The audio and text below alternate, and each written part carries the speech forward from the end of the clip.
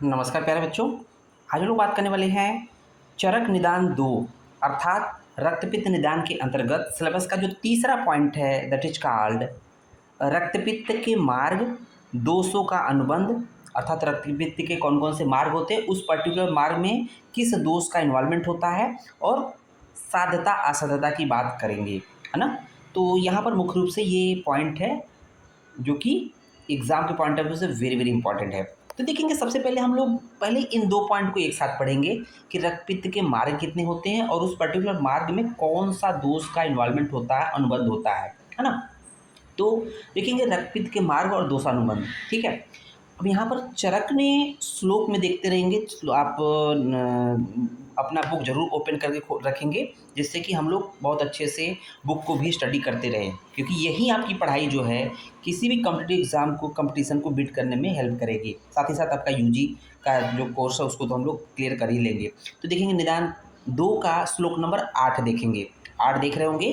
तो यहाँ पर देखेंगे मार्गो पुनरस्द्वौ अर्थात जो रक्तपित्त के मार्ग होते हैं वो 2 होते हैं। तो यहाँ प्रश्न पूछा था रक्तपित्त के कितने मार्ग होते हैं, 1 2 3 4। सही ऑप्शन है 2, क्योंकि जो संख्या मेंशन हो गई है तो मान के लिए क्वेश्चन बनना ही बनना है। रक्तपित्त के मार्ग कितने होते हैं, 2। मार्ग का मतलब समझ लीजिए, मार्ग का मतलब होता है कि जब दूषित रक्त और पित्त होता है शरीर से बाहर निकलेगा तो किन किन रास्तों से निकलेगा उसकी बात कर रहे हैं। वो 2 रास्ते कौन कौन से हैं, ऊर्ध्वम च अधश्च, मतलब ऊर्ध्व मार्ग और अधः मार्ग। ऊर्ध्व मार्ग मतलब कि ऊपर की ओर से, अधः मतलब नीचे की ओर से, ठीक है ना। अब ऊपर किसको, ऊपर में क्या क्या आएंगे, नीचे में क्या क्या आएंगे उसके बारे में बात करते हैं। देखेंगे तद बहुश्लेष्माणी, तद तद मतलब बहुश्लेष्माणी शरीरे, मतलब जो बहुत ज़्यादा श्लेष्मा से युक्त शरीर वाले होते हैं, ज़्यादा कफ से युक्त शरीर वाले व्यक्ति होते हैं, उनमें क्या होता है श्लेष्म संसर्गात। उसमें क्या होता है कि श्लेष्मा अर्थात कफ जो है मिलकर, कफ के साथ मिलकर जो रक्तपित्त होता है कफ के साथ मिलकर ऊर्ध्वम प्रतिपद्यमानम, तो ऊपर की ओर रक्तपित्त जाता है। ध्यान दीजिएगा, जो ऊर्ध्वगर जो जिस व्यक्ति के शरीर में कफ की अधिकता होती है, कफ दोष की प्रधानता होती है, उनमें उनमें क्या होता है कि जो रक्तपित्त होता है कफ के साथ मिलकर वो ऊपर की ओर गति करता है, ऊपर जाएगा तो कर्ण, नासिका, नेत्र असेभ्य प्रवच्यते। तो ऊपर के मार्ग में कौन कौन से पार्ट आएंगे, कान आएगा, नासिका आएगा तो नाक आएंगे, नेत्र दोनों आ जाएंगे और अस से मतलब मुख आ जाएगा। उन मार्गों से दूषित रक्तपित्त निकलता है। समझ में आ गया। उसको देखेंगे बहुवाते तु शरीरे, जिन व्यक्तियों के शरीर में वात की प्रधानता होती है उसमें वात संसर्गात अधः, वायु जो होते हैं अधः मार्ग से जो है अधः मार्ग से मिलकर संसर्ग करके वो प्रतिबद्ध मानव अर्थात नीचे की ओर जाता है। तो नीचे की ओर कहाँ से निकलेगा, मूत्र और पुरुष मार्ग से निकलेगा। इसी को हम लोग थोड़ा सा एक्सप्लेन करके देखते हैं, ठीक है ना। तो देखिए रक्तपित्त के कितने मार्ग होते हैं, तो आपसे प्रश्न पूछा जाता है रक्तपित्त के 2 मार्ग होते हैं, हम लोगों ने इंडिकेट कर लिया। अब जो 2 मार्ग होते हैं, एक तो ऊर्ध्व मार्ग होता है जो कि ऊपर से होता है, दूसरा अधः मार्ग होता है जो कि नीचे के रास्तों से रक्तपित्त निकलता है। नीचे मतलब ये मूत्र पुरुष की बात कर रहे हैं। तो यहाँ देख लेंगे सबसे पहले ऊर्ध्व मार्ग या ऊपर से जो रक्तपित्त निकलता है उसको देखेंगे अधिक कफ वाले शरीर में। तो अधिक कफ वाले व्यक्ति से युक्त जो मतलब शरीर में, जिनके शरीर में अधिक कफ होता है उनमें कफ के संसर्ग से ऊपर जाता हुआ जो रक्तपित्त है कान, नाक, नेत्र, मुख से निकलता है, हम लोगों ने ऑलरेडी बात कर लिया। और जो अधिक वात वाले शरीर होते हैं, जिन व्यक्तियों में वात की प्रधानता होती है उनके शरीर में वात के संसर्ग से नीचे आकर मूत्र गुदा मार्ग से निकलता है। तो समझ में आ गया होगा कि ऊर्ध्व मार्ग में क्या होता है कि ऊर्ध्व मार्ग में देखेंगे ऊपर की तरफ कफ की प्रधानता होती है और नीचे की तरफ, ऊपर का मतलब जो चेस्ट रीजन होता है, थोड़ा से रीजन में कफ की प्रधानता होती है। तो वहाँ पर जो रक्तपित्त है ऊपर की तरफ जाकर वो नेत्र है, नासिका है, कर्ण है, मुख है, इससे निकलेगा। और जो अधः मार्ग में जो रक्तपित्त है वो जो नीचे के पार्ट होते हैं अर्थात पेल्विक रीजन है, तो वहाँ पर वात की प्रधानता होती है, तो वहाँ पर वात से संसर्ग करके रक्तपित्त नीचे के मार्ग अर्थात मूत्र गुदा से बाहर निकलता है। तीसरी बात आती है कि जिन व्यक्ति के शरीर में कफ और वात दोनों की बहुलता होती है, मान लीजिए किसी में वात की प्रधानता थी, किसी में कफ की प्रधानता थी, ठीक है ना। जब कफ की प्रधानता थी तो वो रक्तपित्त ऊपर के मार्ग से निकल रहा था, जब वात की प्रधानता थी जो नीचे है तो इसका मतलब रक्तपित्त नीचे के मार्ग से निकल रहा है। तो जब जिस व्यक्ति में तीसरा कंडीशन आता है कि कफ और वात दोनों की बहुलता हो, ठीक है, वो बुक में दिया हुआ आप देखेंगे, श्लोक में हम लोगों ने नहीं लिखा है, ठीक है।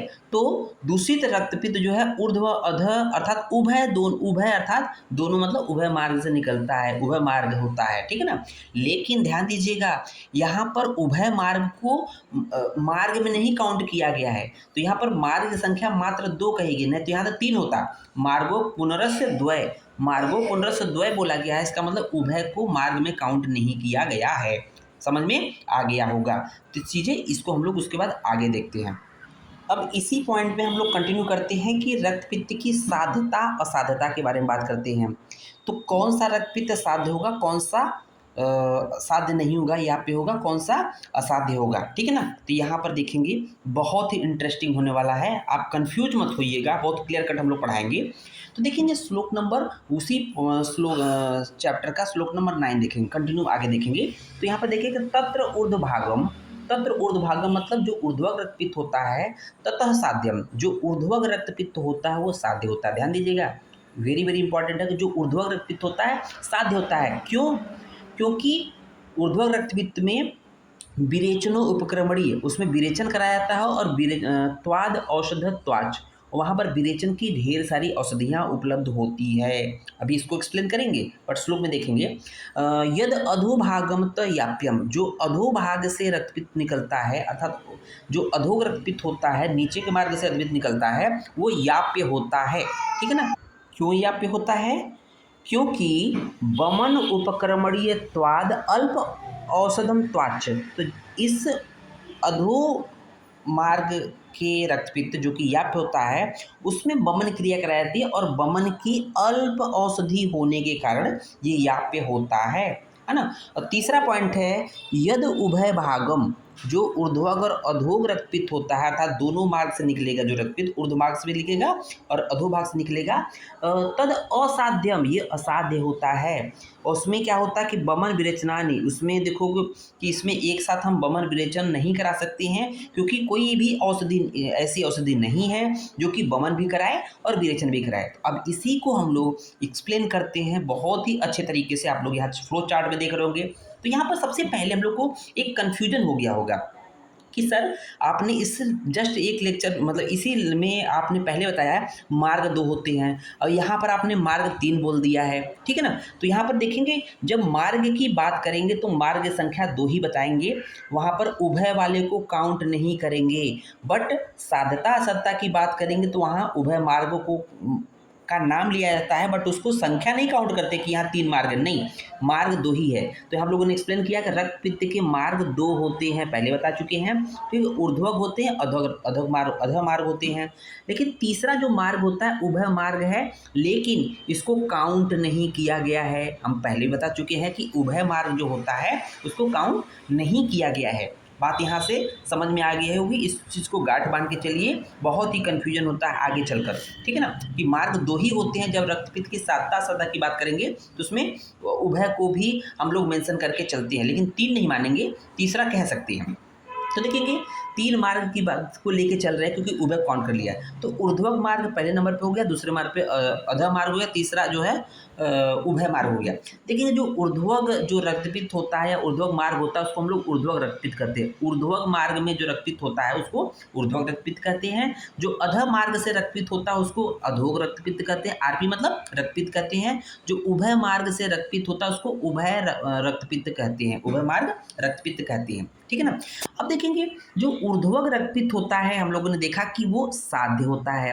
वो क्या होता है? साध्य होता है। जो अधः मार्ग का रक्तपित्त होता है वो याप्य होता है, ठीक है ना। जो उभय मार्ग रक्तपित्त होता है वो असाध्य होता है। क्या देखेंगे? साध्य, याप्य, असाध्य। तो ये सीक्वेंस जरूर याद रखिएगा, ऊर्ध्व वाला साध्य, अधः वाला याप्य और उभय वाला असाध्य होता है। अब ऐसा क्यों?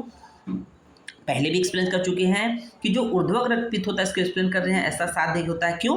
क्योंकि बढ़े हुए पित्त को निकालने के लिए विरेचन अच्छी औषधि है। बढ़े हुए पित्त को, अब इसके लिए देखेंगे, क्योंकि यहाँ पर क्या है, पित्त की प्रधानता की बात कर रहे हैं, पित्त हो रक्त हो, तो पित्त और रक्त का नेचर लगभग एक होता है, ठीक है। तो यहाँ कह रहा है कि बढ़े हुए पित्त को निकालने के लिए, रक्त पित्त में पित्त बढ़ रहा है, बढ़े हुए पित्त को निकालने के लिए विरेचन अच्छी औषधि है ना। पित्त को शमन मतलब कि पित्त को विरेचन द्वारा नाश करते हैं। और ऊर्ध्वक रक्तपित्त की बहुत सी औषधियाँ होने के कारण ये साध्य होता है। दूसरा जो है कि जो अधः मार्ग रक्तपित्त होता है, उसको हम लोग याप्य बोलते हैं। ऐसा याप्य क्यों बोलते हैं? क्योंकि वह वमन साध्य है, क्योंकि ये वमन साध्य है और इसकी बहुत कम औषधियाँ होने के कारण ये याप्य होती है। तीसरा देखेंगे कि जो उभय मार्ग रक्तपित्त होता है वो क्या होता है? असाध्य होता है। ऐसा क्यों? क्योंकि दोनों मार्ग से रक्तपित्त हो जाने पर वमन और विरेचन नहीं दिया जा सकता, दोनों को एक साथ नहीं किया जा सकता है, ठीक है। और ऐसी कोई औषधि नहीं है जो दोनों मार्ग को ठीक कर सके, अर्थात एक ही साथ वमन को भी कराए, एक ही साथ विरेचन को भी कराए। तो ये हम लोगों ने देखा। यहाँ पर नोट करके हम लोगों ने लिखा है कि प्रति मार्ग हरणम रक्तपित्त का चिकित्सा सूत्र है। तो हम लोग जब चिकित्सा स्थान की बात करते हैं, चिकित्सा स्थान में सेकेंड पार्ट चरक में देखेंगे, तो वहाँ पर रक्तपित्त का चिकित्सा सूत्र क्या बोला गया? प्रति मार्ग च हरणम, ये रक्तपित्त की चिकित्सा होता है, अर्थात विपरीत मार्ग चिकित्सा बताई गई है। अर्थात ऊर्ध्वक रक्तपित्त में जो है क्या कराएंगे? विरेचन कराएंगे, और अधः रक्तपित्त में क्या कराएंगे? वमन कराएंगे। तो इस तरह से ये पार्ट कंप्लीट होता है।